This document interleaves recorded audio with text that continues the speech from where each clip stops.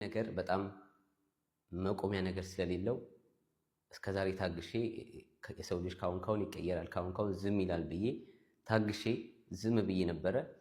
ይቅርታም ሙላ ተባብለን ብዙ አይነት ነገር እርምጃ ድረስ ሄደን ነበር። አብረን 2ቴም 3ቴም የመገናኘት ውድል ነበረን።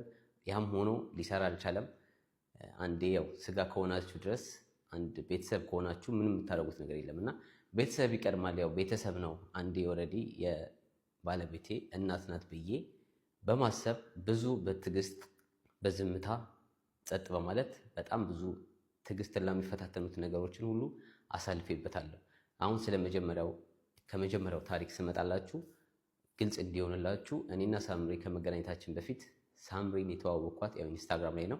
ኢንስታግራም ላይ ስንተዋወቅ ለሳምሪ አንዳንድ ነገሮች እሷ ስለ ራሷ ስትነግራኝ ምናምን ከቤት መውጣት እንደምትፈልግ ከእናቷ ጋር ጥሩ ግንኙነት እንደሌላት ማንኛውም ሰው ከእናቱ ጋር ይጣላል። ስለዛ ጉዳይ እኔ ምንም የምገባበት ነገር የለም የኔ ጉዳይ ስላልሆነ ማለት ነው። ለምን በእናትና በልጅ መግባት ስለማልፈልግ እስከዛሬም ስወቀስበት የነበረው ከተመልካቾቹ ጭምር ከበፊት ጀምሮም የምትወቅሱኝ ነበራችሁ። አንተ እናትና ልጅ አለያየህ፣ እናትና ልጅ አጣላህ፣ በጣም ብዙ አይነት ነገር ተብያለሁ እና ያንንም ውጪን ያለፍኩት እንደዚህ እንደናንተ እንደምንዳወራችሁት አይደለም። ሁሉ ነገር ራሴ በውስጥ ብዙ ነገር የጣርኩት ነገር ነበረ እና ከመጀመሪያው እንደነገረችኝ ከእናቷ ጋር እንደተጣላች ከቤት መውጣት እንደምትፈልግ የራሷን ቤት ይዛ ኮሌጇንም እየተማረች መቀጠል እንደምትፈልግ ለምን በቃ ያላት ሊሚት በቃ የመጨረሻ ደረጃ ላይ ደርሳ ቤት ውስጥ መቀመጥ አልችልም፣ ካሁን መውጣት ነው የምፈልገው። በቃ